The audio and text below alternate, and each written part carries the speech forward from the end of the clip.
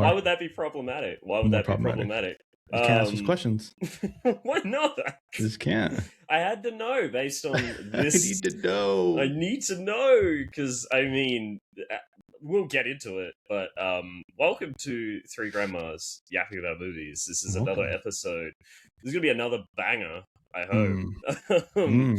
And I'm hoping this won't be at least half of it will be Uglies Part 2. But, but I've got my guest, our guest this week. This is my good friend Oboebee. I've known her for a very long time.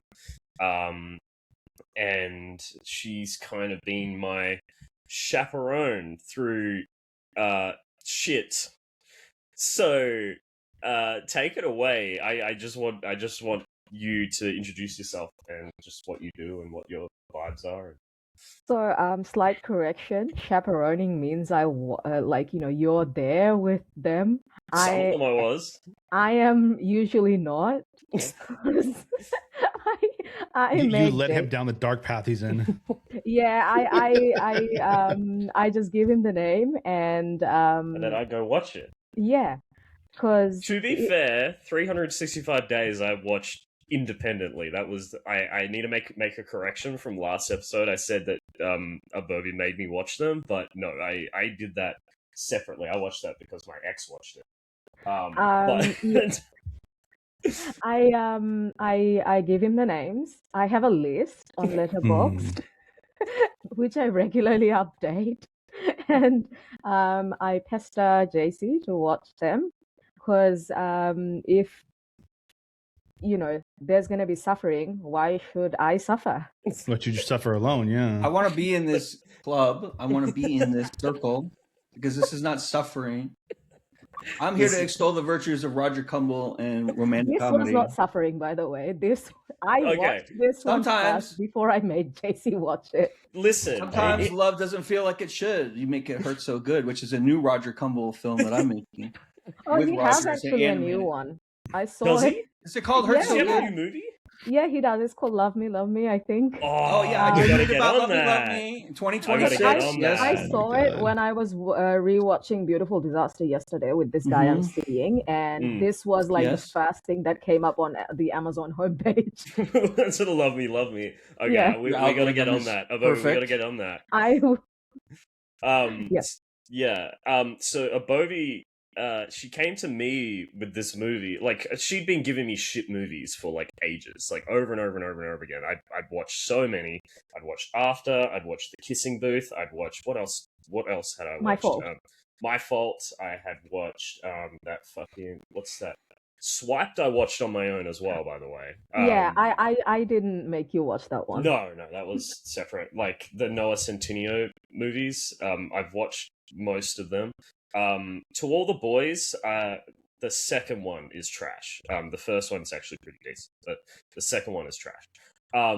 But basically, and she told, like, Oboebee told me it was trash and was like, you need to watch it. So I did. But she came to me with this movie and she's like, JC, you gotta watch this one and we've gotta watch it together. And I was like, what do you mean? Isn't this just like another one of these trash movies? And she's like, yes, but no, not really. And if you've like, especially if you've watched After, which is can you explain what After is, Oboebee, before like I get into it? So, this genre of bad boy romances are basically what I call Wattpad movies.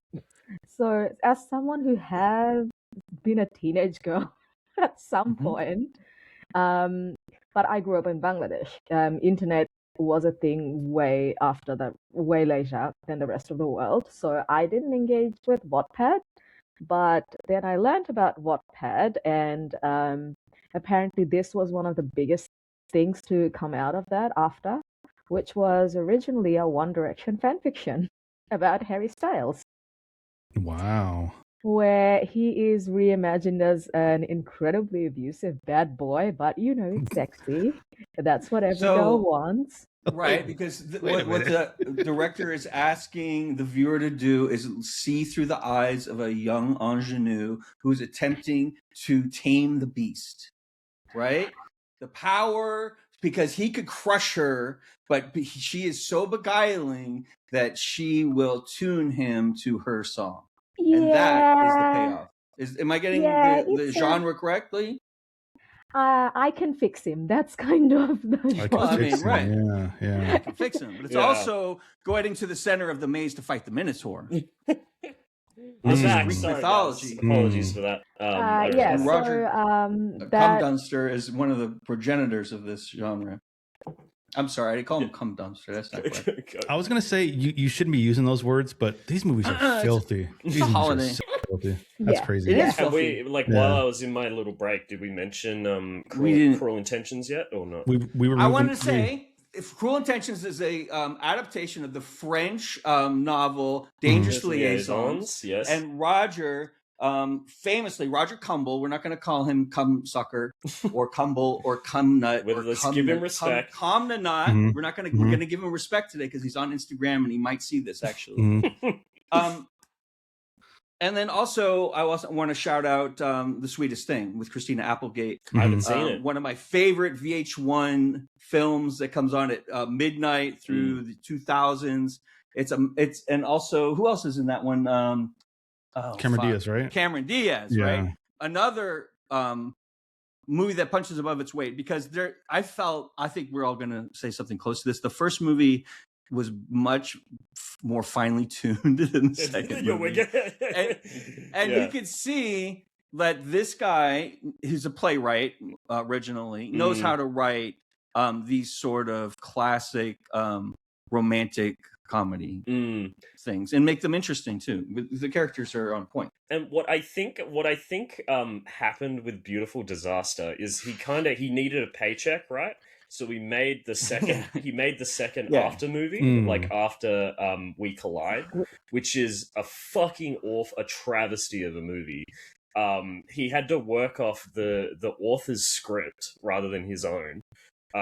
But you could tell, there's little hints throughout the movie of his style, but for the most part, it's just a paycheck. There's fucking Trevor is. Yeah, I was about to say, do you want to show that clip? Okay, I'll show that clip. You keep talking, but I'll bring that clip up. I think that's actually pretty after that fan fiction got popular, the writer, her name is Anna Todd, and she pulled that story from Wattpad and published it traditionally, and it spawned 5 movies. There are, I think, 5 books as well. They're about yay thick each. Mm-hmm. And so these movies came out. They made 5 of them. It's also a reverse taming of the shrew, which is a Shakespearean plot line. Oh, there was no taming of this male shrew. No. Well, I mean, but it's the process that is so exciting to the reader and the viewer of attempting to navigate this emotional thing that's complicated and not easy and thorny, right? Yeah. In my opinion. Yeah. We want to talk about the plot of this particular movie? Yeah, I mean, and we want to talk about the kitten petting scene in bed when she's stroking his hard cock for what seems like 15 minutes, and she can't figure out. And I love that they brought to the second movie, and she's dressed like a bunny rabbit this time, and she's doing the same thing to another man, and she doesn't know because she sleepwalks. And that's what she does when she sleepwalks. Yeah, but what I really like, I think, because you watch these these after movies, they're awful. But what's so funny about them is they treat sexuality and sex and romance as this taboo thing that's being broken, right? But then you have this movie which is clearly satirizing those movies, and they just don't stop talking about it. Just the whole movie, they're talking about sex and talking about when they're going. What about the cartoon mushroom? Do we want to talk about the cartoon mushroom? The second one. We'll talk. The second film. We'll get to the second film. Yeah, I want to do the first film and then we'll get. I'm never going to forget that scene. But no, I think, the Beautiful Disaster, I feel is it's a combination of a bunch of elements. I think Roger Comble is he's very idiosyncratic in the way that he directs actors and the way that he writes dialogue. It's always filthy. It's always like in your face. It's always very funny as well. Like it's intentionally funny. He's a bit of a bad boy himself, isn't he? You need a bad boy to write for a bad boy. It feels that way, but no, I think also what's the main actress's name? You would know, Oboebee. What's the main? Which one? After or Beautiful Disaster? Virginia Gardner. Virginia Gardner, who looks a lot like Reese Witherspoon, I'll just say. Abby Abernathy. I think her chemistry with Dylan Sprouse in these movies is like top notch. Like they found the two perfect actors to play off each other. Easy. You don't agree? You don't agree? I mean, like I'm thinking of like Sybil Shepherd and Bruce Willis. Yeah, level. I know. Not that. But the first movie, they're very charming together. He is very he threads the perfect needle of accessible hard boy, right? He's dangerous, he's boxing, but he's also sweet and he's also charming and he's also cute and he's also kind, right? But he's also, yeah. I know what you mean. Yeah, but he's like, I feel grubby, a little wrong side of the tracks, but so is she, and she sees her father in him, right? Yeah. Because because that's who she's trying to date. He's out. She's trying to tame her father because the plot starts. I love how this plot starts because Abby is a world-class poker player because she's also a genius. That makes schoolwork a breeze and allows her to pursue her recreational activities, right? And so she's trying to start a new start. So she leaves her hustler dad, who's been essentially having her play cards in his behalf, and she starts a new life, and she doesn't tell him where. And then she gets to campus, and her roommate that she already knows right from the jump, right? And this is the hilarious part. They're 19, supposedly. Yeah. They're 28-year-old fucking people, right? Yes. Like, they don't look anything close to 19. But I love how it starts because right on the first night, there's the first joke, and she says, I don't want to go out. And then her friend says, I think Catholic school will let you out for one night because she's dressed head to toe in the blazer and the thing. I thought that was a fucking banger. But as and I'm like, oh shit, there's somebody with a good sense of humor with this. And then they go to the thing. But as you find out, like that's kind of the front that she's putting on because before she was like, wearing sparkly dresses for like, to play poker with but this is her new identity. Oh, it's first day of school. Yeah. Yeah, she dressed for school, which is what a cute girl does. Okay, and God bless her for it. She looks great. It looks like this is going where I hoped this episode was going, but I've heard two opinions. I have to know, Tom. Where, like, I have to cards know. on the table. Okay, cards on the table.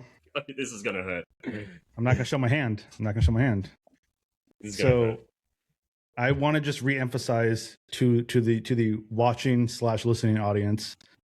Thank you for taking your time to experience this. But we watched two movies. I don't know if that was stated or not. We watched two movies back to back. Every week we watch one movie, right? And it was approached the idea of watching two movies back to back, or watching two movies in general, but they connect somehow. I said no, and then after going back and forth, whatever, I agreed. I should have said no harder. I'm very sorry for making you watch Beautiful Wedding. This movie, man, this. Which one? I'm gonna agree with you right off the bat. What you guys said, the first movie was way more put together than the second one. But equally, they were awful movies. No. The writing doesn't make any sense. Absolutely no sense. She's a poker. It doesn't. No, she's a poker prodigy at 13. That doesn't make any sense. But it's a parody. It's a girls' fantasy movie. No, where's she gambling at? Lord of the Rings for girls. Where's she gambling at? It's a parody. She can't gamble anywhere legally, right? Oh my god, bro. She can't gamble anywhere legally, right? That's impossible. She's 13. Yeah, but listen, so she's doing it. Hold on. Yep. She's doing it underground, right? She's doing it underground. That's illegal. Whatever. But the newspapers are reporting it and saying she's taking down world-class champions. That makes no sense. Sorry, that makes no sense. But listen, I get the... Hold on. You asked for my thoughts. I'm giving my thoughts. I thought this movie was awful. The only good movie part I liked about this movie, continually throughout the movie, and even the second one, Dylan Sprouse was the guy. He was the dude. He was keeping me invested in this movie the entire time. I got bored. Just a future part. I got bored the second movie. A little bit into it. He jumps off the balcony to greet her That's at the end. true love. That's at the end. I was back jeans in. and flip flops. I was back in at the end. I was back in at the end. Jump and flip flops, and I'm like, oh my god, he's gonna break his toes. I was back in at the end of the second one, but like there's like a part in the second one, like there's like a good like 20 minutes where I just pulled out my phone and I was like, I'm bored. I did but the that first too. one, I did that. The too. first one, I think it's not a very good movie. I think the writing's awful. I think the plot doesn't make any sense. But the entire time I was captivated. I will say that. Oh, good. I was just watching it like, this is bad. But I'm just watching it the entire time. Roger did it. But that's Roger did it because the writing did that. Roger did it. Yeah, but here's the thing. So that's my conundrum. That's my conundrum here. Yeah. I didn't like it. I think it was a bad movie, but I was watching it. But I think it's like a bowl of sweet cereal. It's like it's meant to be like it's like dessert cereal. Yeah, a bowl of honey nut Cheerios that you shouldn't eat. It's not good for you. It's not really food. It's like exaggerated, and it reminds you of a nostalgia and when you were that age or that time. It's weird, and like the whole miasma of emotions. Like, and I don't want to directly compare it to Uglies.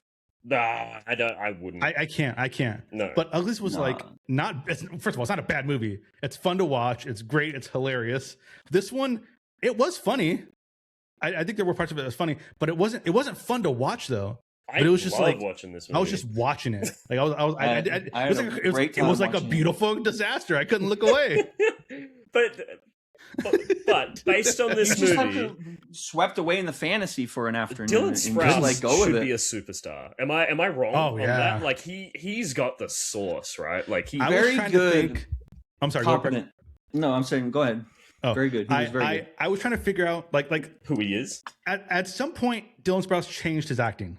Right, like in the movie, he's kind of a dick, and he's like a meathead, and he's like, "Oh, you're just another," I mean, he didn't say it, but it was kind of pushed on him. Oh, I'm just another notch in your bedpost, whatever. And then at some point, he changes how he acts, and it's just so charming, so well thought out, Abby, so good. She didn't do anything to him at that point. No, she's playing a flute that you can't see. She's singing a song you can't hear, and so she is. I'm trying naming the savage beast, and that's. I'm trying to figure out.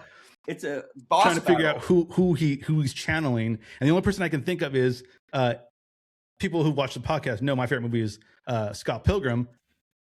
Chris Evans' character Lucas Lee. I can see that is essentially all he is the entire movie. I was like, I love that character in the movie. I love Dylan Sprouse in this movie. Did you watch The Sweet Life on Deck with Zach and Cody when you were young? I was a little too older for that one. Oh, okay. Yeah. So you know who he is. My Dylan and Cole Sprouse was a Big Daddy. Oh, okay. Yeah. Because listen, I hated the Sprouse twins, but I think it was purely because of Cole Sprouse and what I saw of him in what's that show he's in? Riverdale. Riverdale. The fucking I'm weird. I'm a weirdo. I don't fit in, and I don't want to fit Riverdale in. Riverdale is crazy. It's fucking awful, dude. It's one of the worst shows. But no, and I hated him in it too. So I was like, Dylan Sprouse must be exactly the same, right? No. He cooks. Like he cooks so hard in this movie. Yeah, both of them. He's so good at both of them. But my argument for like you were saying, the poker stuff doesn't make sense. Like the plot, like the writing. I think it's 100% intentional. It's meant to be like this heightened, over exaggerated thing because it's making fun of movies that do it seriously. If that makes sense, it's making fun of art. And that's why, like Oboebee was saying, get them to watch After beforehand. Get them to watch Kissing Booth beforehand. But I was like, no, I'm not going to push that on them. Are those a serious version of this movie? Yeah, that's what I was saying to the guy yesterday. So I'm seeing someone, and I actually rewatched this movie with him yesterday. He had never watched it before, and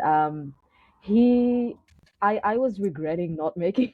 Before this, because he was like, I don't know. Maybe that should have been the play. Watch a serious one and then this one. Yeah, because you watch a movie like also 365 days. He's got to go. No. Obi, it's not going to work. He's got to go because he can't.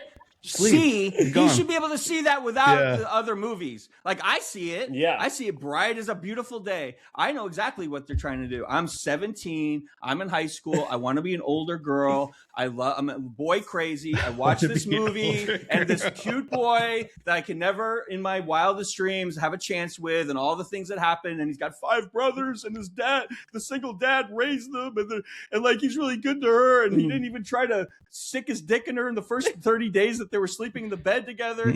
All that shit is cocaine for a 17-year-old girl. 100%. And it's cocaine for me too, because I'm still in touch with that romanticism that you have to retain in order to survive this fucking ugly planet. Yes, you're right. You're right. You have to be accessible to ice cream sundaes to make it. And ice cream sundaes are not good for you. It's just pure sugar and milk.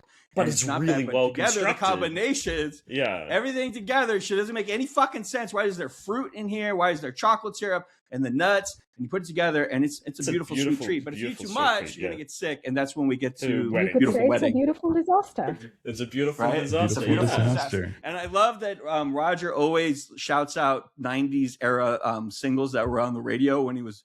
Right, it's The Sweetest Thing by U2, It's Beautiful Disaster by 311, and like he keeps which I used for the promo. I used the second movie was so bad. It was so bad. I'm so disappointed in the second movie. I was shocked. Yeah, I was shocked. Did somebody else write this? Did somebody else direct this? No, I was no. desperately looking at my phone, and it's like, no, it's Roger. Like, oh my god, Roger owes somebody money. Roger's in trouble. I have a theory for what happened on Beautiful Wedding, but before, like, I really want to like get into the nitty gritty with Beautiful Disaster because there's just so many. Okay, well, we're gonna stay on it.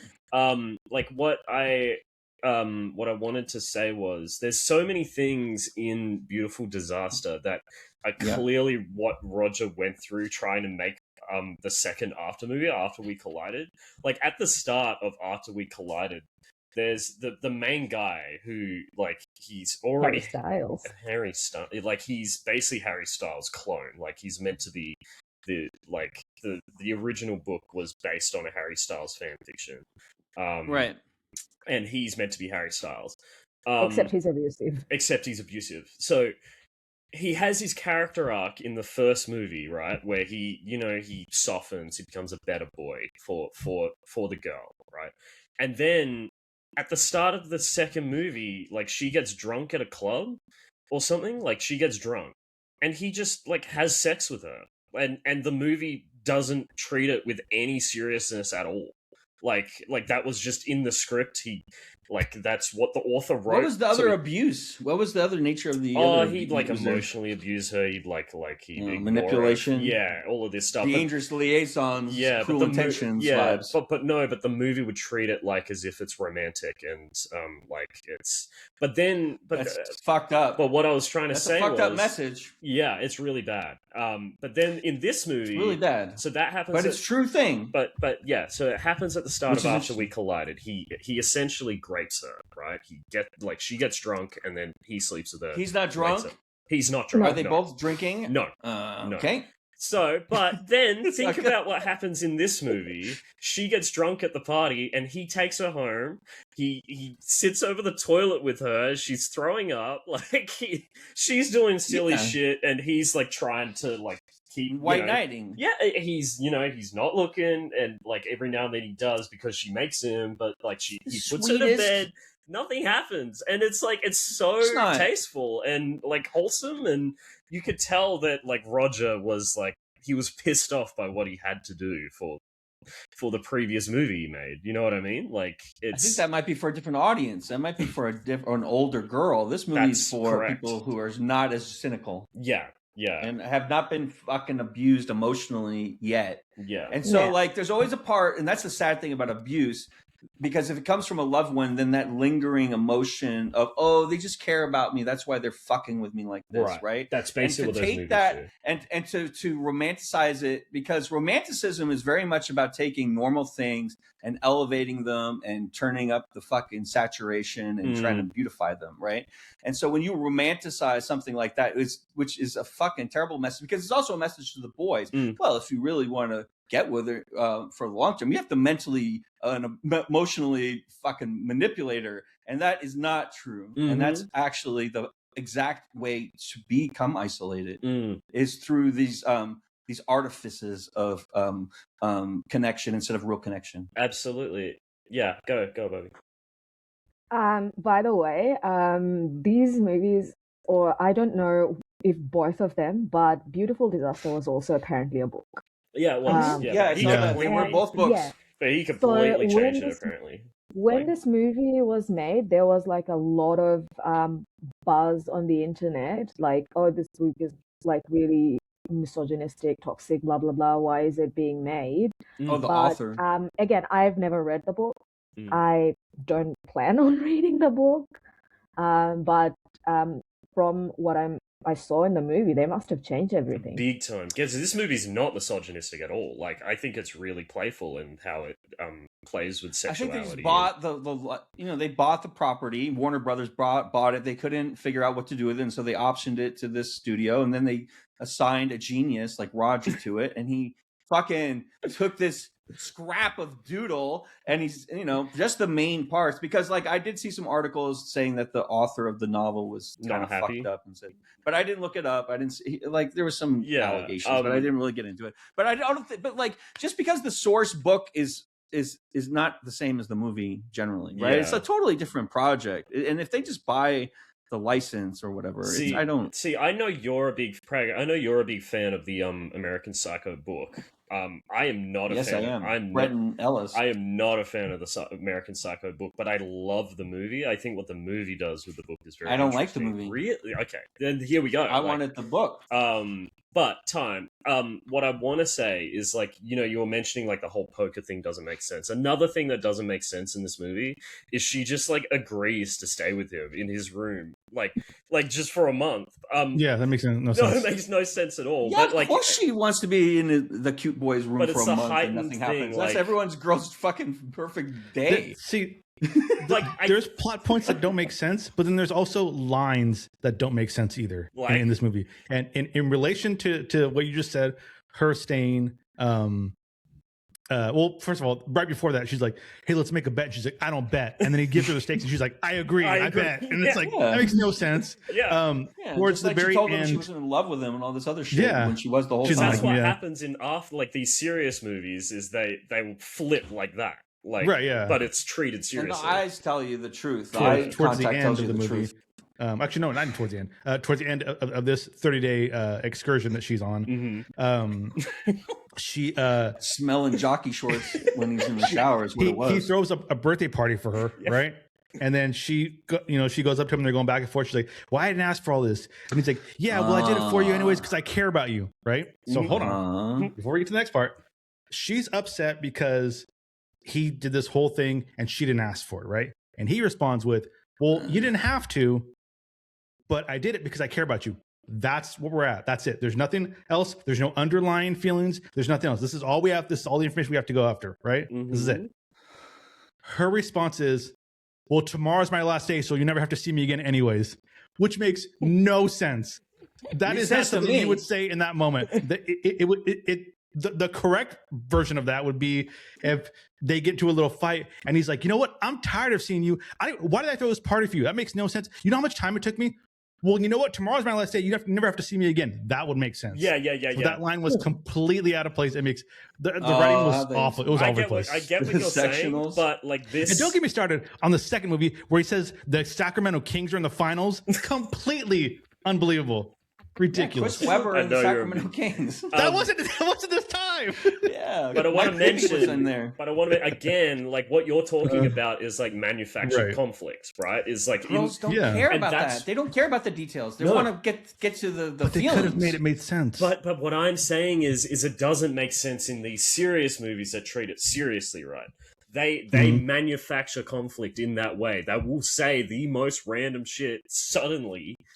Like that, it's but more this about the movie, exchange. and this movie is doing that in a. You don't agree? You thought that was meant to be treated seriously in that scene? I think it was. Okay. I think a movie like She's All That takes this scene and treats it seriously, and it makes sense. Right? No, I don't agree. Because then they have the conversation outside, which again is even more. It's serious, but also hilarious as well. I can't remember the exact lines, but. But no, there's other stuff in this movie as well. Like, for some reason, in these like really serious movies, like After 365 Days, like all of this trash, for some reason they treat shower sex as like the most like romantic, Yes. like No, you're right. the most, Yeah. but then in this movie when they Most try intimate. to do it, it's like the most awkward. That bothered me too. That was a strange. I loved it. I That loved whole it. funny scene though. bothered me because There they're was a lot breaking of stuff. everything, which is like, okay, whatever. You know, like everything's falling apart. The part that made me Waiting so mad, long. and it happened in the second one too. That's what made me even more mad. It's a different scene though. Yeah. In the first one, he throws her onto the kitchen sink, and then bathroom sink, yeah. and then she goes back and she reaches down and she breaks the faucet, right? And then the whole Right. thing just collapses. And when it collapses, there's a cat that meows for some reason. Well, There's that's no just cat classic anywhere. slapstick. Yeah, there's no cat nowhere. It does it again when they're like in the actual like shower. Yeah. And then in the second one, when her Shepley's getting pussy. attacked by all the roosters, and he's hiding in the thing, there's a cat that meows for some reason. Her And then pussy's also- popping out of control. I heard There's that. a reason. I noticed also, that. when the roosters are going crazy, right That's the before cock. that, you hear a little like a rooster popped open a bottle of beer Champagne. because there's no one else in that room. Because the pussy and the rooster are gonna bust. And then they answer the phone for his mom calling about his dying grandma. What the fuck was that about? That was like straight out of an That was Aaron interesting. Seltzer, like a disaster movie script. You No. know what I mean? But That'd be what, very Shepley, by the way. meticulous That'd be set Shepley. piece. yeah, and Very it was for nothing. meticulous. A lot of things happen. Yeah. Well, I think he probably always wanted to do a slapstick thing. Yeah, From like the 30s and it was just and so never had a weird, but it chance. was a weird. They let him do it. But yeah, It was not didn't fit the rest of the film, but No. I kind of love that it was in it because it was fucking and weird that and weird also- animated sequence that's as just well. Roger and- for Yeah. you. yeah. There are also so many scenes where they added Well, like an extra that's the second scene one. that didn't do anything. Yes. You know what? Yeah. Like he finally sleeps with her in the first one, and then it just shows him, and he's like, or no, he sleeps with her, and then it cuts to like I think a shot of like the moon or something like that, like the nighttime sky, and then it goes back and they're on the bed together, and he's like, "Well, you really wore me out," and then it just cuts and it goes to them waking up, and I'm like, "Why did you need that scene of him saying that?" Yeah. Because I loved Afterglow. it. I loved it. because they have to bask in the afterglow because that's part of the payoff for the Yeah, Yeah. that makes sense. yeah. But also, Mommy likes. I don't know. Yeah. I don't make the rules. Ooga want to fuck. Welcome in, Duggar. Welcome in. But what I wanted to also say is like every conversation they have, I feel like every argument they have, I feel like from both sides, like you can see both sides of the argument. Like when he looks at a laptop screen, he shouldn't have, but he does. And then he Oh, yeah, assumes right. that she has a boyfriend, and then he immediately Which leaves. is reasonable. Yeah, Yeah. and then but then the next morning That's how you know the movie's for the girl because she has the fucking ace in the hole. She's like, "Oh, psych, that's my dad, you fucking bitch," right? Yeah. Like, she's like, And it "Oh, doesn't I'm say glad dad, I it's- caught you reading my emails because guess what? You're still wrong, bitch." yeah. Which Right? I love what's it. more ridiculous? It doesn't say her dad. It doesn't say dad. It says Mick. Mick, Yeah, yeah. well, it's Mick, Clearly right? they have a strange Mick relationship, Reno. and she calls him Yeah, Mick. even when she talks to her dad in person, she rarely, if ever, calls him dad. She just calls him Yeah. Nick, even to his Too face. much too soon. There is a weird vibe between Grew up them. too fast. Almost a Yeah. little pedophilic, I think. I don't know I if you guys mean, felt how- that, but it was weird. No. I didn't feel it at all. I felt that. I He didn't at all. That's crazy. No, He That's called her crazy. baby. I could see like the Well, that's the Did he? dad calling Yeah. that. He said, "Hey, baby." Yeah, it was. Yeah, your dad can call you that. Dad. Your dad can call you that. Yeah. Yeah. She remembers when she was a baby. She probably Um, changed her diapers. Okay, but there was still, there was something weird about because her. the archetypes are so similar, they want to make it very clear to the audience that she's trying to fix dad Mhm. via this Yeah.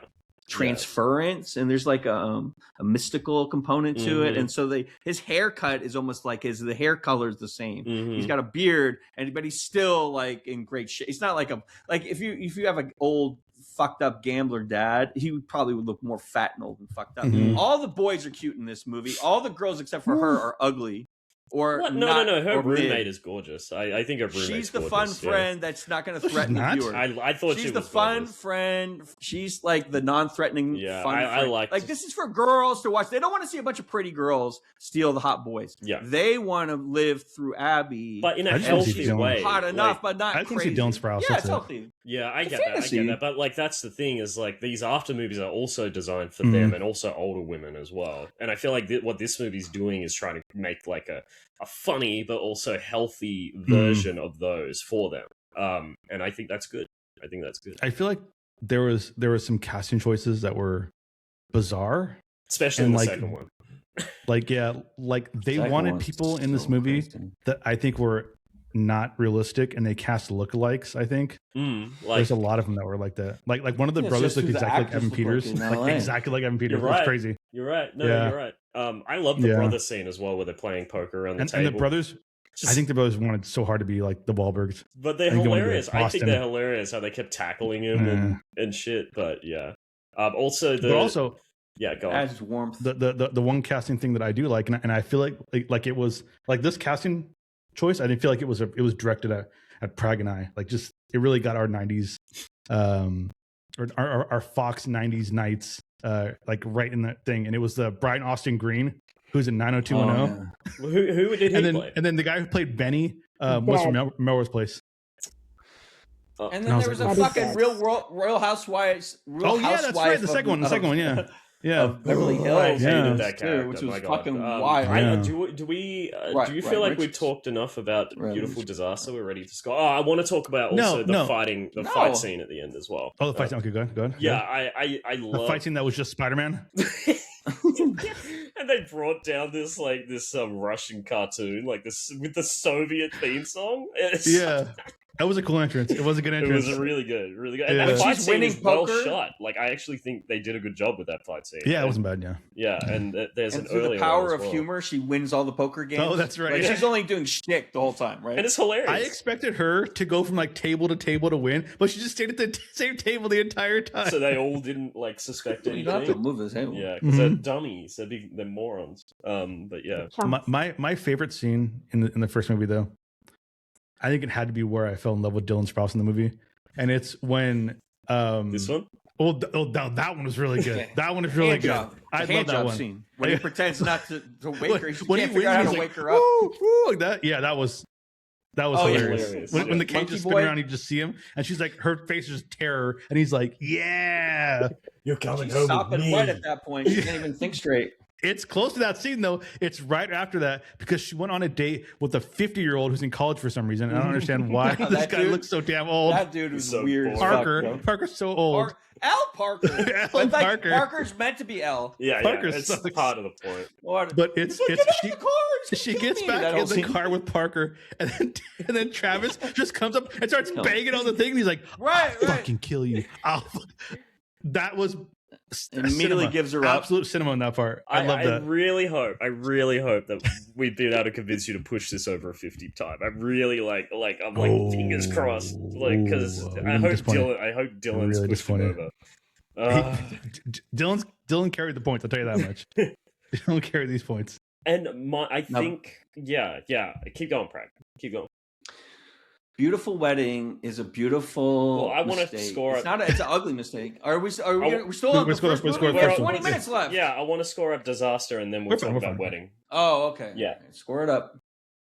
You want to? All right, I'll go first. I think my opinion on this movie is fucking obvious. Is that Travis for life? I agree.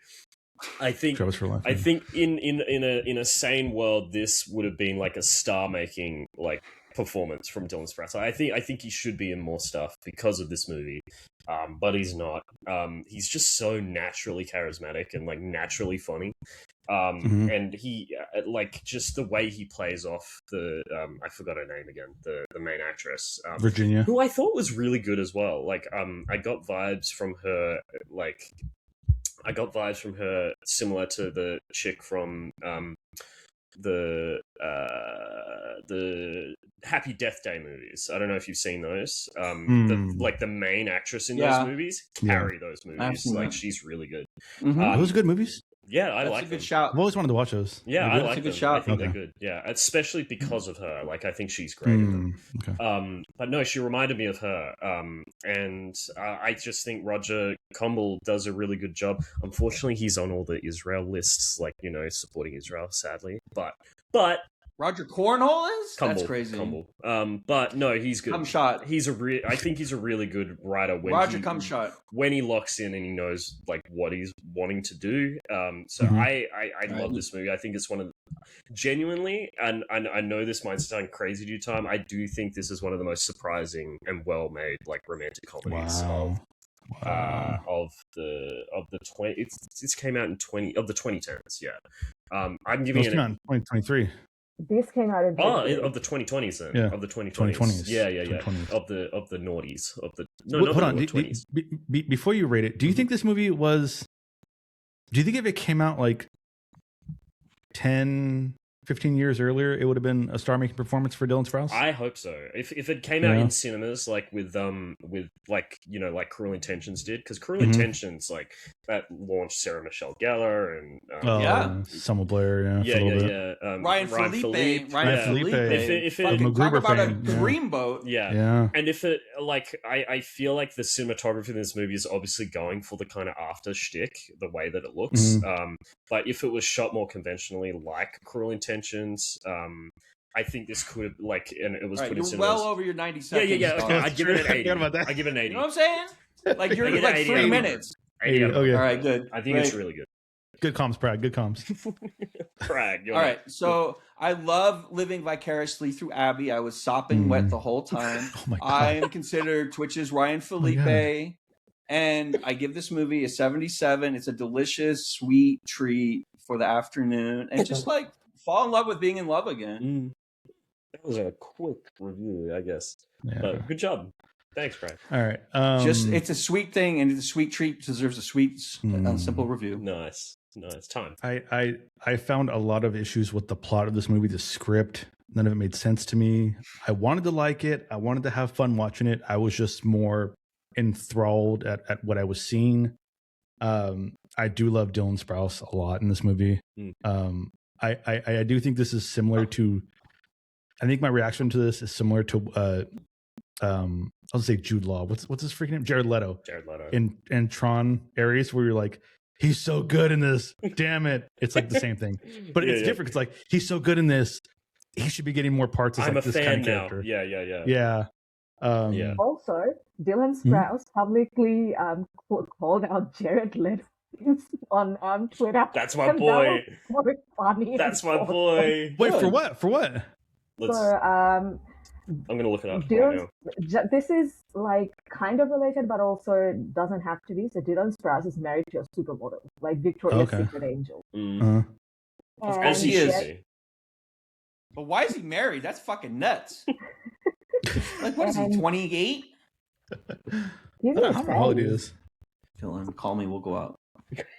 And Jared 33. Leto, of course, is known for being a creep.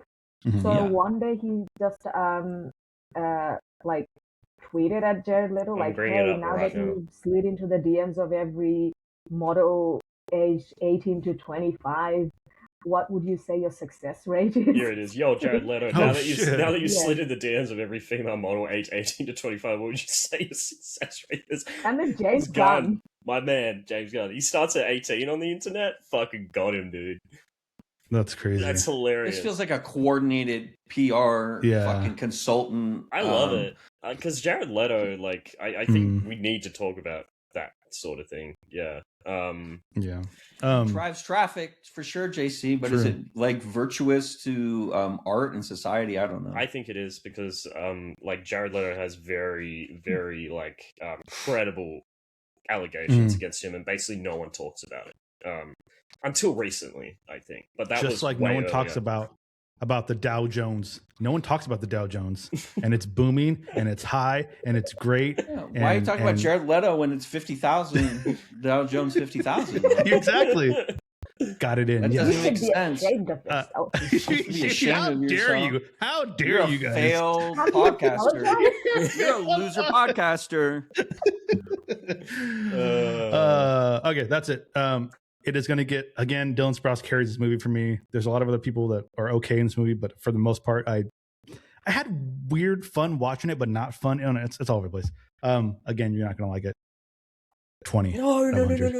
Yeah. Just be a homosexual and good for you. I'm glad. Roger Cotton's not, which is bizarre to me. Wait, hold on. Why do you think he is? Dude, there are at least 5 arse shots of Cole Sprouse that you never see in any other movie. Like, what was in the in second his movie? contract? He has a couple of them, and then there's a lot of boobies in the second one. Yeah, I know. But the first movie was so like the whole pigeon thing in the shower, like when she's dreaming of it.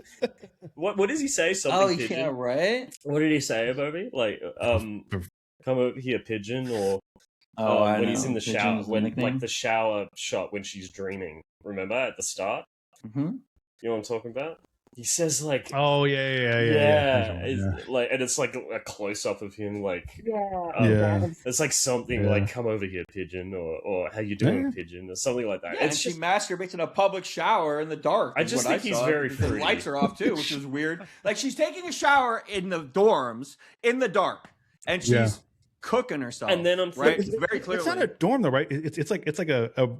Is it a dorm or is it? I guess it is. Yeah, there's dorm rooms, and then I'm also common shower, and then I'm also thinking of like the house, the very. Oh right, there was the house by them, right? Right. But then I'm also thinking of the very Top Gun-esque like volleyball sequence in the second movie as well, where it's just like lavishing the beach over scene.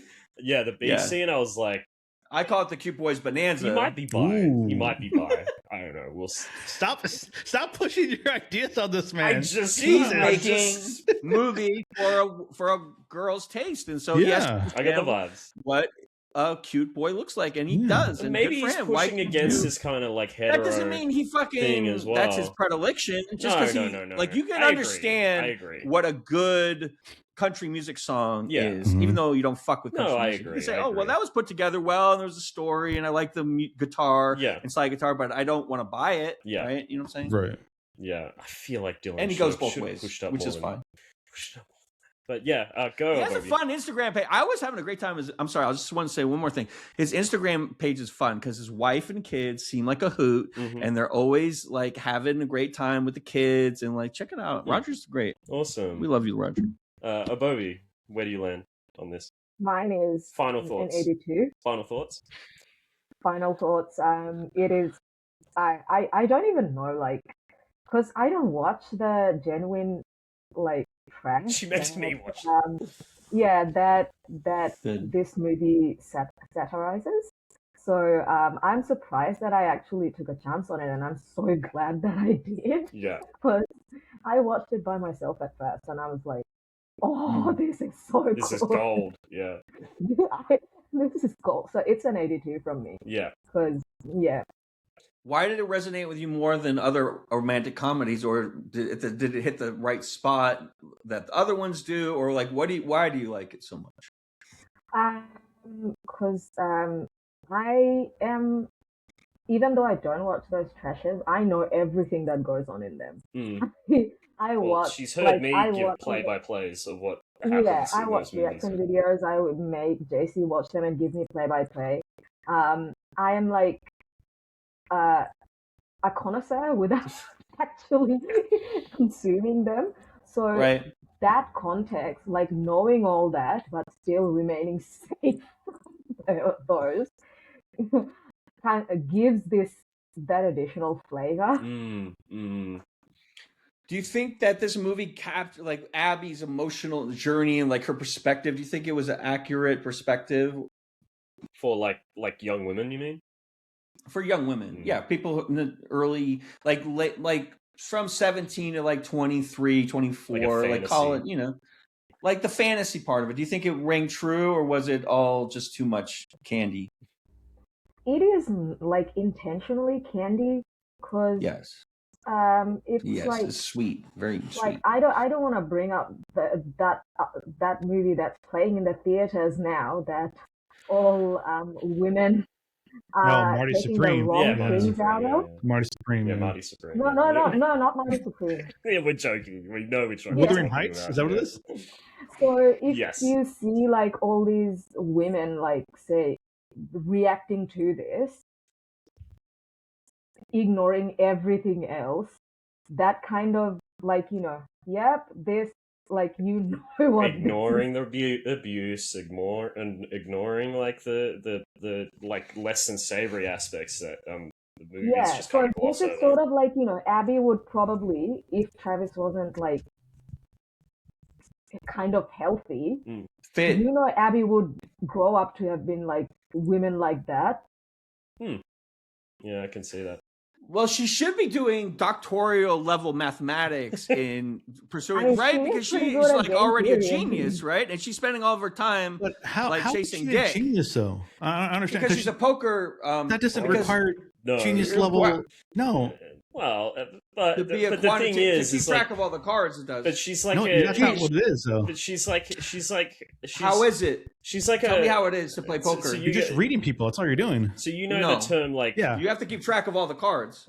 You don't know what the cards are. What are you talking about? Well, you see what's on the you see what's been presented, and you see the two open cards. So but you guys know the term like Mary Sue, and so you have to project the odds what they have in the hole. So in all of these, and she does articulate mathematics in class, right? Remember, they try to she's like chatting with him, the game theory, and then she asks a question, and then she's like, ba ba ba ba ba. Obviously, she's an advanced level student who could be spending her time better spent on like pursuing her career than just chasing dick. I can see my point. That's fair. And poker is hard as fuck. I hate it. So Mary, like, the term Mary Sue, where like you have a woman in a movie who's like basically Ray Skywalker. Yes. Well, at least in the first and last one, but in the like Mary Sue's kind of like the whole idea of them the author inserting like a perfect version of themselves into the movie. That's essentially what all of these Avatar. That's what all of these after movies do essentially, and they're like, especially in which one's the one, Oboebee, where she's like a genius and understands Jane Austen, like she's basically a Jane Austen laureate. After, I know that is after. Okay, it is after. Yeah, and she like corrects him constantly. She's not like the other girl. Yeah. It's like an RPG, and instead of rolling a wizard or a cleric or whatever, you're rolling a in love genius 20-something. Yeah, right? so in those movies, charisma and intelligence. Yeah, in those movies, it's treated seriously. Like this is how you're meant to be. In this movie, it's like a hyper exaggeration of those. Like again, it's making fun of that. Like it's this hyper exaggerated version of those movies that it's going for, and it's very. I think it's very clear. I don't think Abby really does anything to bring the best out of him. He actually is fostering the best out of himself. I think. Well, she brings out the best out of him. Because like mostly she's babysitting him. But she's babysitting him. She's getting shit faced, and she is she softens him. But like he's doing the work of the relationship most of the time. But like after he sees the laptop screen and then storms off, like she makes a very like salient point. Like, no, you should have had a gotcha moment. Yeah, but you should have had a conversation with me. She was 100% right instead of going off and getting drunk. And then they never have any real conversations in this movie, which is how I know it's a fantasy, because most of the time they have so much suppressed issues. That's why it explodes later, and they have that awkward scene where they really don't articulate what is at the substance of all of the issues. But they do meditate. Which is hold on, JC, let me fucking finish my sentence. Go on. Like, there's a power imbalance between her intelligence and her perception of his capacity to be an earner, right? And so they talk about that at various points in the thing. Yeah. And, like, they never really lay it out on the table. Yeah. And then the second movie never even discusses. Don't try it. No. It's just a fucking farce. It's just, which is a classic movie like send up, it's just like a romp. It's just like a fucking let's have fun now. Like it's just like a bonus feature almost. It's almost like Persona. Like, when they come out the reskin Persona game every year, like Persona 5, and then they have like it is a different aesthetic, and it's still slightly different, but it's what we like already. A little bit, yeah. It's like what the characters we already like. Here's what I think happened with Beautiful Wedding. Let's get into Beautiful Wedding, because moving on. Let's get it. And I don't think we need to talk about Beautiful Wedding as long as we did Beautiful Disaster. I don't think it has as much to really dig into, but it was like it felt like they went on a vacation and just caught a bunch of things. What I was gonna say. I feel like they made money off the first movie, and they were like, let's have a vacation. And it was awkward. Yeah. Like the two Mexican ladies with their tits hanging out made no sense. I'm like, why? It's just two ladies and they're just like, and it was like, there was just creepy. The jokes were not as cute. No. They were just creepy. They came off as fucking. Dylan came off as an asshole in this one as well. Like he just like, if like there were scenes where I felt like Dylan. I said Cole because he's worse in this movie, but I felt like Dylan was giving it his all, and then other times he just looked so bored and like just not in the scene at all. They had the rooster scene where the sidekick character is trapped in the closet, and poor Shepard. Like, they had he did some good work as being the comedic relief. I felt like in the second movie, he did a little better. I felt like for me. Yeah, I mean, they were like really going for it, all of them. It was like a to me it felt like a the Aaron Seltzer and Friedberg disaster movies, like or like disaster movie, date movie, superhero movie, all of those. Like that's what the second movie felt to me like. Yes, that's spot on. Yeah, and also felt like the other movie that it really reminded me of was JC. Change your background, JC. Yeah. Good point. But do you think the 17-year-old girls who love the first movie love this movie too? Because it's just like more, they get to see their favorite boys more, and it's like they might find it funny. Maybe if I don't, because I'm fucking old and creepy, and like they're like still not. But it wasn't the quality. The quality was not as good as the last one. It really felt like they were riffing. Like it really felt like they said, "Let's go on a holiday. Let's just make up this like lazy ass plot to like this hangover." Basically, the Hangover plot. Like, how did we? Yes, but a cheap version, like a fucking sad. Because they were in the hotel room, and then it like instantly cut, and they're at the helicopter, and I was like, "What?" Like there was just so many confusing. I still like the actors went for it though. I really appreciate the actors with a bad script. Yeah, I felt like I'm looking at Abby behind you right now, JC. Is that from the second film? Yes. Like I felt like they were really trying to do the very best they could with the first sex scene, and they did have good chemistry. The first sex scene had me rolling. I thought that was actually hilarious. Like when like he falls off the bed and she's like, "Get condoms, get them now," and he's like, "Oh, okay," and then he runs off to his friend, and then the friend's like, "Have you got condoms?" Because neither of them have any. Like, just why didn't you just blow him? I don't understand, JC. What do you mean? Go get the condoms? What do you mean? There's so many different ways to fucking skin a cat. You know what I'm saying? Yeah, and they had the weird graphics on the screen. Right. There was that weird. There's like if we're gonna talk, like if we're gonna be honest about sex and do sex stuff. Yeah. Like also because they had a lot of that stuff. Yeah. In it, right? Like they had. I like the fact that they had a fellatio scene where the man was. Like that's something you very rarely see in the first one, right? You never see that. No, it's usually not something that's. But it was like to normalize it is good. Can I just say that this movie is, in doing that, is predating the most Oscar-nominated film of all time. With that, isn't it? Beautiful disaster. He's right. You beat Sinners to the jump.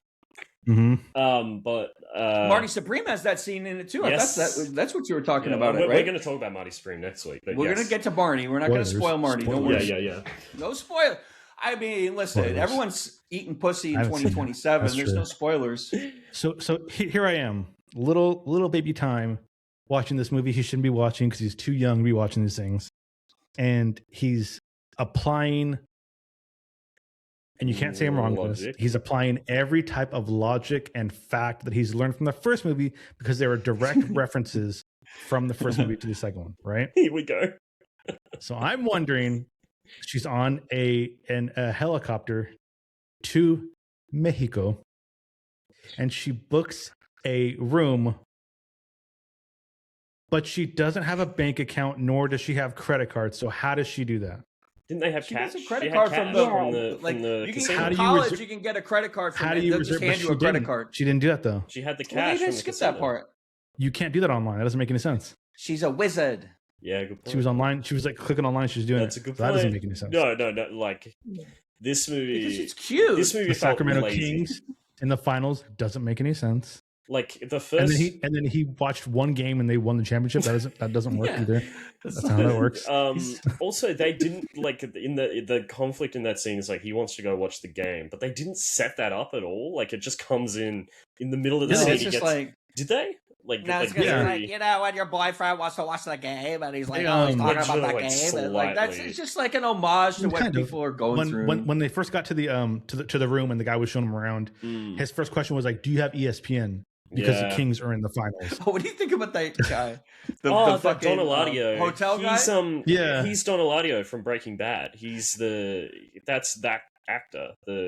He's the main head mafia dude or cartel. He was trying to do. Yes, he is. It's the same actor. Yes, he is. He is. It's Don Eladio from Breaking Bad and Better Call Saul. We can look it up. So like, this is knowable information. I love that he was going for it, but I feel like they should, like, he was trying to do his full ass Robin Williams. He was trying to carry the comedic part of that, and they let him go. But like, I don't know if he delivered. It's Stephen Bauer. I thought it was awkward. Yeah, it's Stephen Bauer. He's in this movie and he's in Breaking Bad. And it was really awkward when they just got him to just say stuff. Did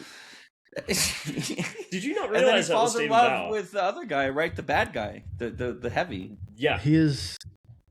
I don't recognize him in Breaking Bad. He's the main jefe. Yeah, he's Gus's boss. He's above Gus, and he's in. That's such he's the one. Such an inconsequential part. What do you mean? He Wait a minute. Hold on. He was no. But listen, you can't say he's wrong. When he corrects you, he's wrong. No, he was Scarface's number 2. That's who he was. I'm not wrong though.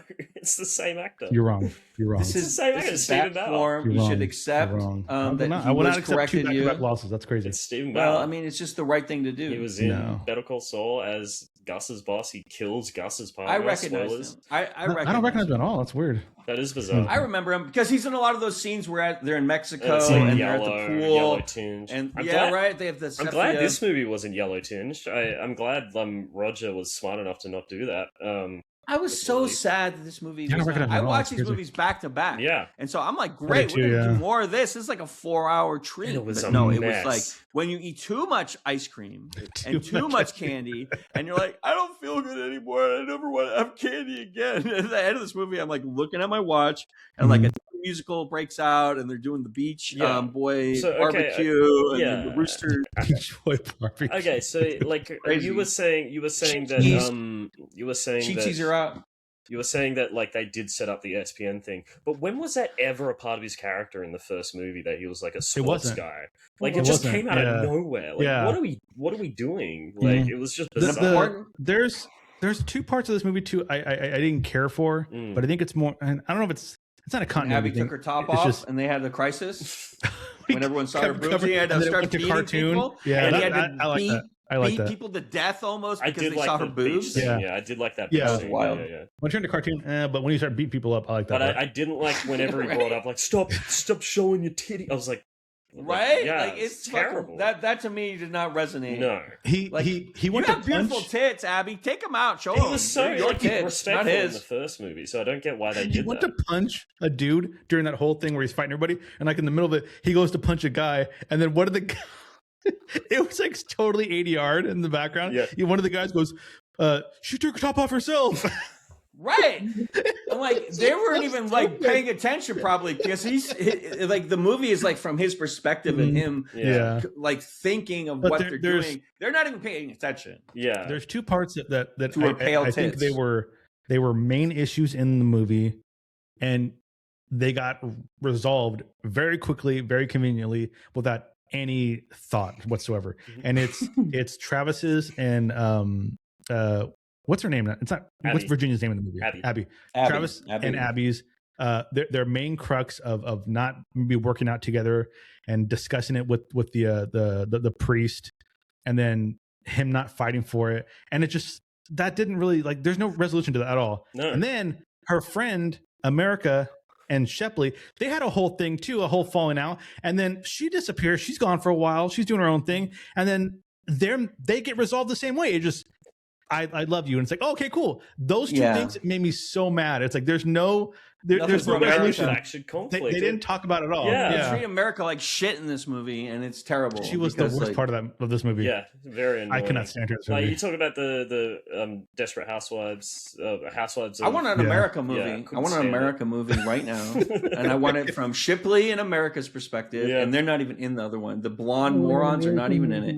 Yeah. Oboebee, what did you think of Beautiful Wedding? Like, going into it, you had shown Beautiful America. So it's gonna be huge. Beautiful America. So here's what happened with Beautiful Wedding. So like me and Oboebee, we watched Beautiful Disaster and we were like, we love this. This is a banger. And we want more people to see it. But then we found out there's a sequel that came out literally a year later, and that tells you how long they worked on the script for the sequel. It was probably like a week. He probably like wrote it in the afternoon. I don't know. Improv wrote it on the holiday that they had and just shot it. But Oboebee, like, were you like shocked at the quality drop, like from like 1 to 2? I was just counting my blessing that I watched it alone. with your partner, yeah. Yeah, don't let him see this one. No. Yeah.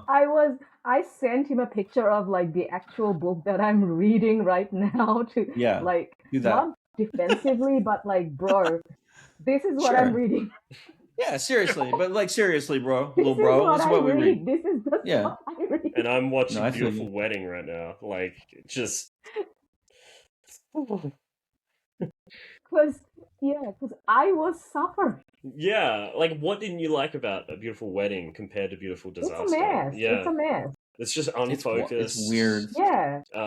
Yeah. I do love that Virginia like was in it 100% the whole way through. I felt like it's really great to see, like, even if in a shitty movie, when the cast are clearly having fun. Yeah. So that's always a joy. I didn't feel like Dylan Sprouse was having fun for some of this. Like, I felt like some scenes he was just phoning it in, and then other scenes he was like giving 100%. But yeah, they're like shoehorning. Not everyone's gonna have fun all the time. Yeah. Abby So, was. Yeah. Virginia was. And it was that was like, okay, yeah, they're clearly having fun. Good for them. But I'm not. Yeah. Not me. I'm not having fun. Yeah. I salute them for bringing the hand job bit back because I didn't think they were going to bring that back. That's one of the. There's 3 main bits that they brought back from the first one. That was one of them. Brought back Parker. Parker, yeah. Yeah. Also, what was with the weird subplot with the mafia boss? He was just trying to get Darius back or so. We see Darius once, and he's just on the phone the whole movie. It kind of seen him a couple times. Yeah, it kind of reminded me of season 3 of The White Lotus. Like everyone's just on the phone for most of that season. I didn't love because The White this Lotus season 3. Second crew filmed it probably. I feel like he sent unit. The associate director, second unit, to film it at a McMansion in L.A. and like. It was okay. Like, who was the actor that played the mafia guy? He was the guy from Melrose Place. Stevens. Yeah. I feel like he's been around a while. Yeah. It was okay. Bob Estes. Yeah, Bob Estes. Yeah. Bob Estes. Yeah, that was such a weird like plot because like obviously they pulled it over from the first movie, you know, and then it's like you better show up here, and then I'm watching a movie with Flame, watch both movies, and I looked at her, I go, there's no reason for him to go, for them to go to his office. Like, they don't owe him anything. Like, this doesn't make any sense. Yeah. It was Golden Banana level script writing. Yeah. Golden Banana does a better job than this movie. And then he leaves, or they go and, they start their whole little adventure. Yeah. And then he shows up at the island, and it's like he's not looking for them, but he was, but then he wasn't. Like, it made no sense. There were, like, at least 2 things that they brought, that they tried, that they started this film with, kind of like, this is are going to be like genuine conflict or genuine plot points. So one, Travis and Abby not actually knowing anything about each other. Because sometimes they wonder, do I know anything about you? And then it ends up going really nowhere. Yep. And this Benny mafia boss just go like him being there, but ultimately the resolution. Yeah, I was here, but I wasn't here for you guys. Yeah. And then she just has a conversation with him and changes her mind and is in love with It's so weird. Travis again. Yeah, It's just bizarre. I'm glad you brought that up, because in real quick, I want to go back to the first movie. In the first movie, there's that scene where he saves her from well, she's in the office talking to Benny and all them, and he beats everybody up. And she goes back up. She's wearing the blue dress. She goes back up. He's chasing her into her room. They're talking, and then it's right before they break everything in the hotel. And he's talking to her, and he's like, "I didn't know where you were. This and that. Blah blah blah blah. I don't even know you. Listen, that whatever." Like he verbatim says, "I don't even know you. This is so crazy." Yeah. And then they talk a little bit more, and then he's like, "Okay, you know what? I care about you. I care about you." And she's like, or he said, "I love you" or something. And she goes, "You don't even know me." And he goes, "Yes, I do." It's hilarious, but that's hilarious. Like that's how disjointed conversations can be. That felt natural and like that feels like, it felt very pointed. In this one, it did not feel. That's pointed not how you argue in real life. I know, Relationships but are messy. But that's how they argue in these dumb pivot movies. In the middle of a sentence about feelings. And then you get called that's out how feelings are. They're very mercurial. They're very hazy. Did you guys watch long enough to have that little like behind the scenes snippet at the end of Beautiful Wedding where fuck no. What? Wait, when they're doing the like it's like a behind the scene. It's after the game, after the credits. Yeah, no, it's not after the credits. No. It's like right at the end of the film. It's like right at the end of the film, and Dylan Sprouse breaks character. He's like, "Jesus Christ, Roger." He's like, "What?" Yeah. I was like, that is a perfect encapsulation of this movie. Like he was clearly frustrated because he's like, I think he was letting the scene go on for so long. He's like, "Jesus Christ, Roger." Like, Jesus Christ, Roger. I'm away from my giga hot wife. my little supermodel wife. Yeah. I felt like Roger lost his mind with this movie and just was like, guys, just he's power hungry crazy after the success of the first one. Well, the first one wasn't a success, and I think that's what happened. Like the first one wasn't a huge success. That's crazy. Is it still on Hulu? I wonder what it must do. I bet it does all right on the streaming app. I bet that a lot of people have seen this that are in the demographic that they're trying to target. But for the targeted audience. This is a very targeted media. When I first started the movie, I'm watching it, and I told Flame, "Hey, I'm going to watch these movies. I don't know what they're about, but I think you're going to like them. I think these are right up your alley." Did Flame enjoy the first one? Because you watch awful movies. I think you're going to like it. No, she didn't like it. She didn't like the first one? No, she thought the same thing with me. We're all because we were just sitting there making fun of him. So I think she enjoyed that part, but not necessarily what it was. Right. Okay. But her initial reaction, which was mine when the movie started going, was, "This is just a Hallmark movie. This is all this is." That's what it's going for, though. But that's what it's trying to be. And then for a younger audience. And then it's not. And then it amps up everything to like 100. And it's like, oh yeah, they could never play this on the Hallmark. No, exactly. Right. Exactly. It's way crazy. But that's the point, right? Like that's the point it's going for. Generation X. It's very edgy. If it's a parody on a Hallmark movie, that's what it is, though. But that's what I'm saying. Just like Knives Out is Murder, She Wrote. Just like Knives Out is Murder, She Wrote, but slightly with a better veneer. It's the same because they're micro-targeting. No. At the end of the day, this is a micro-targeting business in streaming. And that's why these movies go straight to streaming. Okay, that's fair enough, Tom. Yeah. Like, I get that. I don't generally watch these type of movies. So, no, fair. That's what it is. But no, I thought the second one was terrible. I think Dylan Sprouse has his moments in the second one, but it's just just a complete mess. It felt like they shot it in 2 days and just like cobbled it together. Yeah, he feels like a different character sometimes in this movie. Yeah, you just I don't know what happened. That's not the Travis I know. The other weird thing is they start the movie in Vegas, right? Like where the last movie, for a little bit, where the last movie ends. So you assume that it's just the next night after the end of the last movie. But then, no, later they're like, "We've been together for 3 months." I'm like, "They've been in Vegas for 3 months?" Or they no. It was like 6 days later is what it was. But they say 3 months in this movie. I think they mean We've been married. The start of them knowing. Oh, the total from the time, inception of their romance. Yeah. They didn't make that clear at all. Like this script is a mess. Well, like, how was the wedding? Like, we didn't remember it. We'll just start when we woke up, and it's at 6 days later, and I'm like, Jesus Christ! Yeah. Also, who edited that like slideshow on the TV? That's something else. They showed like, oh, look at all the fun we had, and I immediately go, Who edited this for them? Who put this together for them? Did the hotel staff do that? This movie, like the first movie was like straddling the line in a way that I thought was really good, and then this movie was just too much. Yeah, off the rails. It went on too long. Are we ready to sum? What was up? Also, did you enjoy how Mexican culture was portrayed in this movie? No. It's horrific. They're mad. Fucking awful. They pull their tits out immediately. They played the same 3 songs over and over again. This is terrible. They screamed, "There's more than 2 songs in our culture. There's literally more than 2 songs. These are the worst 2 songs we have." The Lucho scene with the little kid. What was up with them implying that she was trying to fuck him? Yeah, so I pointed that out too, and I'm glad you brought that up because they made it kind of clear at the beginning that they're fighting a child, right? Yes. Like they're whatever. And then I thought it was a little person. I mean, I think it is. Then they a little person. But they're like, oh, she's a kid, and she even Abby even goes, oh, I'll fight her. She's just a kid. I'll protect her. And then 10 minutes later, she's like, I think she's trying to fuck my husband. But then like, Dylan, be half of the bag and wine. You have to be wine drunk to get this movie. Like if you had enough Chardonnay.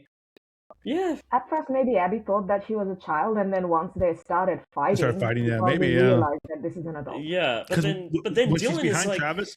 She's clearly but then Dylan and the other friend are like, I don't know if this is legal, so that makes me think, oh, so it is a child. Yeah. So I'm like, what are they doing with that scene? All over the place. It also reminded me a lot because I felt like the end fights, like the end, wrestling scene in the first movie felt natural because it's like he's trying to make the money for her. Yeah. In this movie, it just came out of nowhere. It reminded me a lot of the scene in the Minecraft movie where out of nowhere they just take a detour because they think it's funny for kids to have. This movie's not for kids, but that movie was just to have a wrestling scene for no reason. Yeah. It just starts happening, and you're like, what am I watching? You're like, well, we're in Mexico.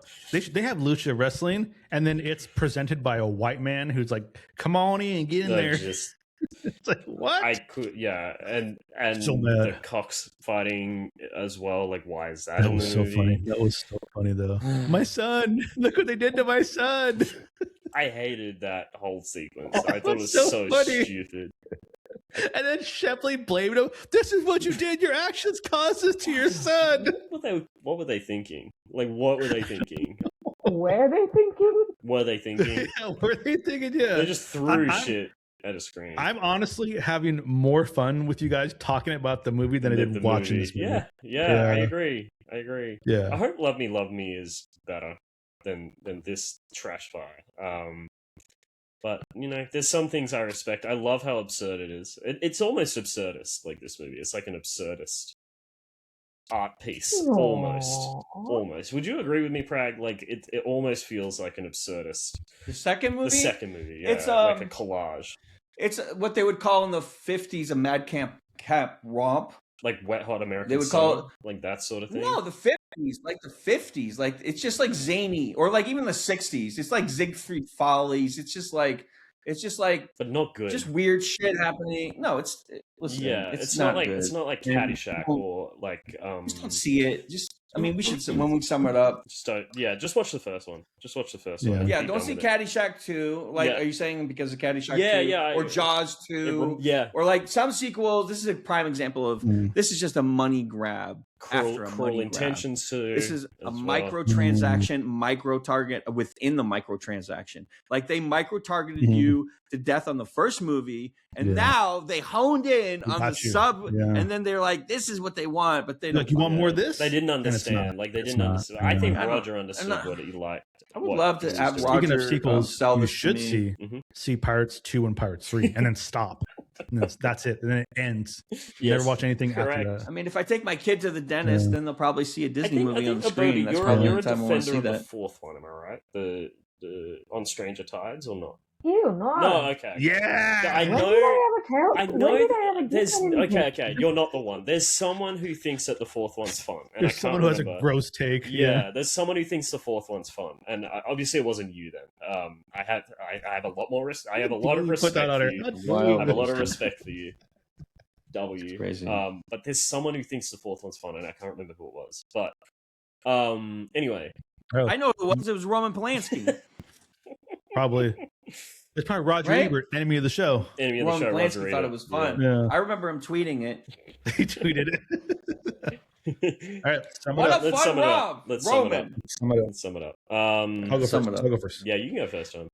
I thought this movie was a mess. It's like there were remnants or like fragments from the first movie that was like, oh, remember us? We made this first movie. Yeah, but it was like a light, like a candle, and it was just slowly dimming the entire time. And you're like, oh, it sucks.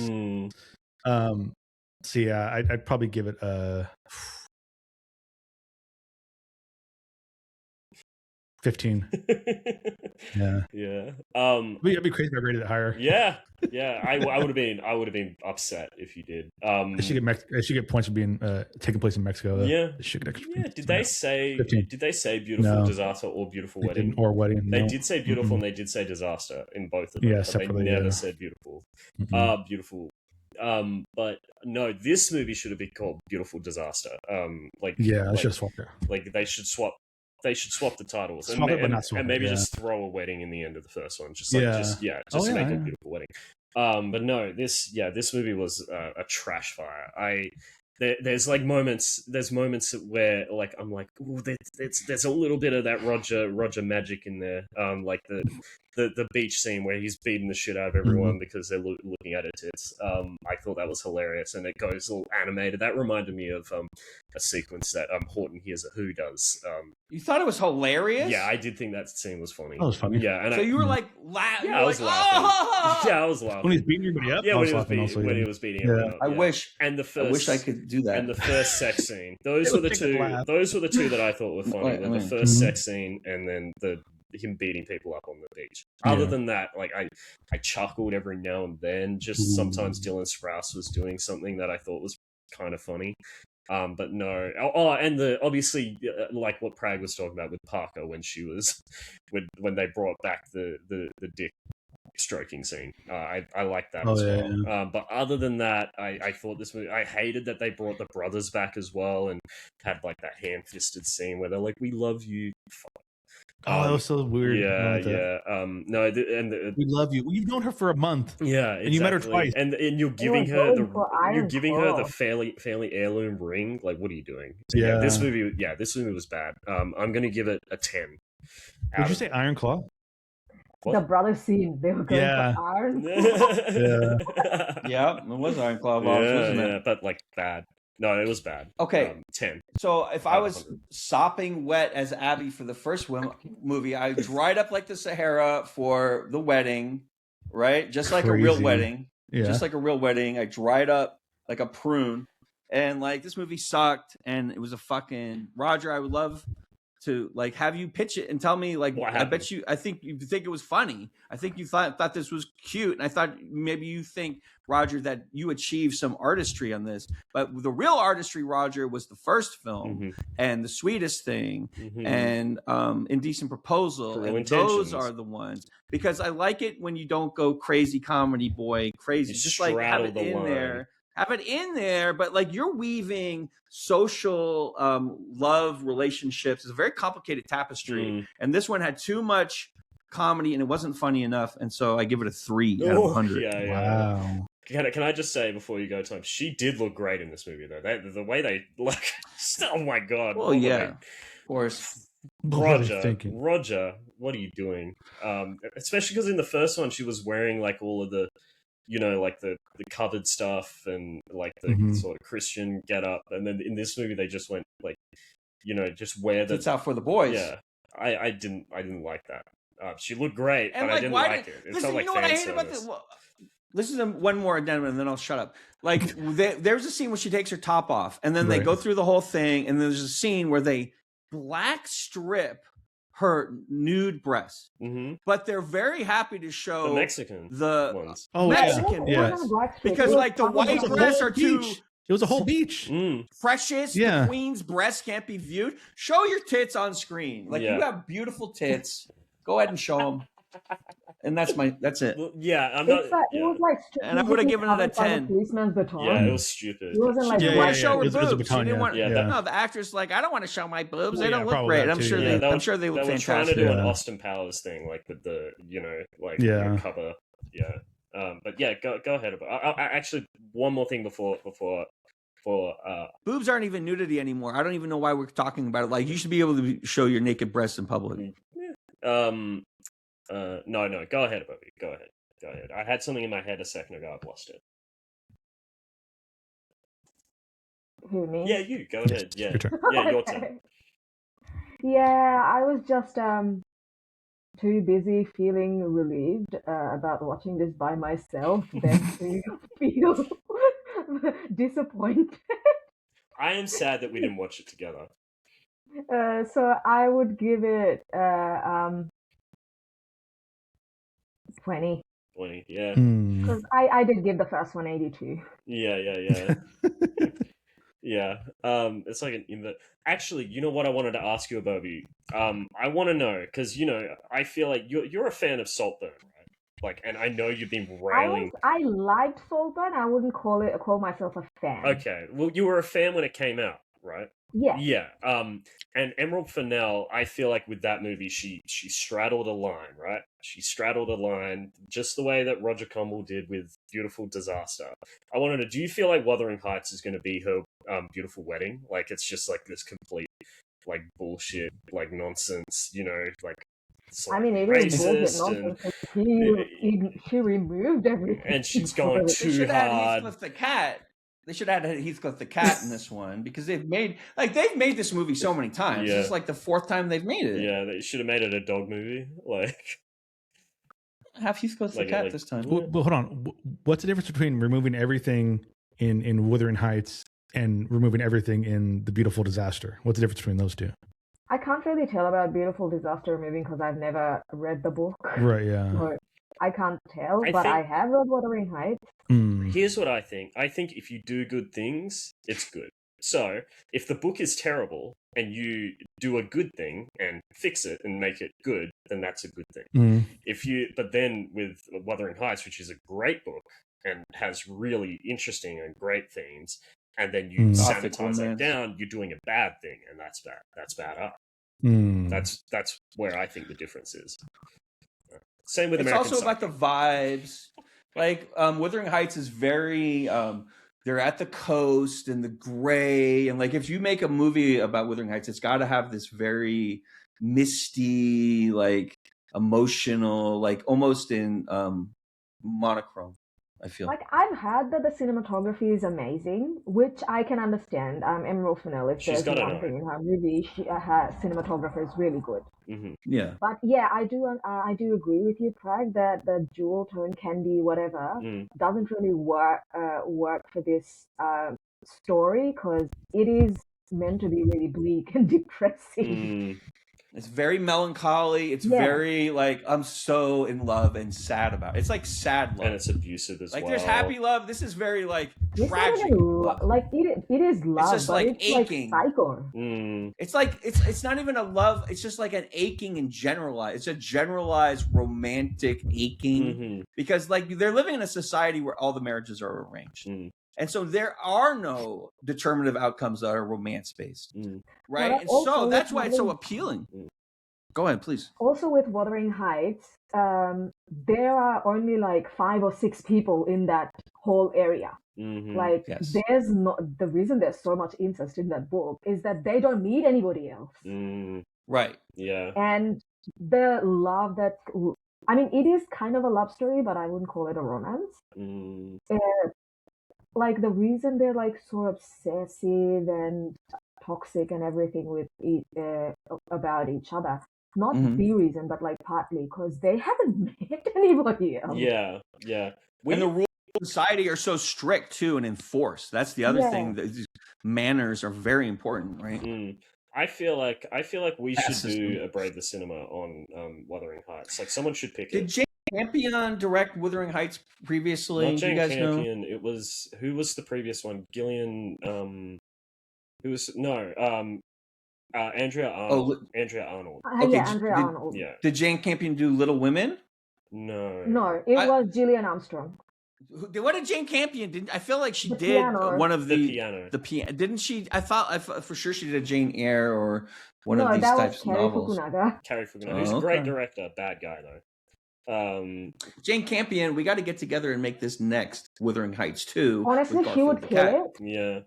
The more I think about right? Power of the Dog, Her the more I vibes. love that movie. Her most recent Power of the Dog. Have you seen a movie called Howard's End from the 80s? No, but I mean to. All right, or A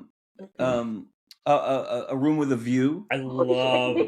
She made me watch it recently. I loved it. James Ivory.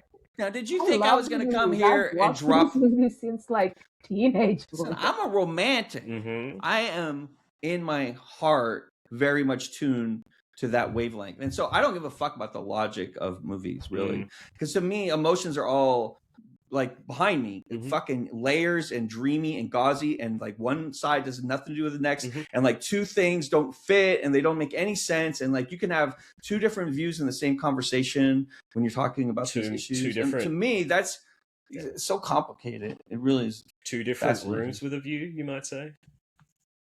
Yeah. Two. Yeah, you might. Okay, never mind. Or rooms with different views. Rooms with two different views. What are we watching next? Same building, different views. What are we watching next week? Is that Garfield 2: A Tale of Two Kitties on the 21st? That's two. We've got on Friday. We've got Marty Supreme. That's right. It's going to be an absolute banger episode. I'm not revealing what I think of the movie, but I did watch it last night, and I will not reveal. And then for your birthday, Prag, your my birthday is not on the 21st. No, but with the closest. You know what I mean? No, I don't. It's just a birthday special for the week. Garfield 2: A Tale of Two Kitties. Yes. Very excited. Have you seen any of the Garfield cinematic universe? I grew up on this movie, so. Oh, you did? Yes. I grew up on the first one and this one. So never seen it. Yeah, I'm coming into this. I would love if we could have a game night where we play Garfield Pizza. What is it? Garfield Lasagna Pizza? Party? No, Garfield Lasagna Party. Lasagna Party. Right? Garfield Lasagna Party is right? available. It's a party game type environment, and it's supposed to be great. It's not Garfield World Tour, and it's not Garfield Kart 2, but it's okay. Yeah. Well, this has been fun, guys. Thank you so much for joining us, Oboebee, and picking these. Thank you, Oboebee. Because I didn't know when I was going to pick it, so I'm glad you picked it for me. I saw the Valentine's Day open slot. I was like, time to ruin everyone's day. And you did. Thank you. I think watching. I actually think watching Wedding and the first one after each other is really valuable because to me you can see the difference. Like you can see the difference in what is working in the first one and what isn't working in the second one. Yeah, that's a good point. I think that's valuable. So yeah, I'm glad we did this. Till next time. I am. Till next time. Bye. Bye, everyone. No, wait, no. Hold on, she left.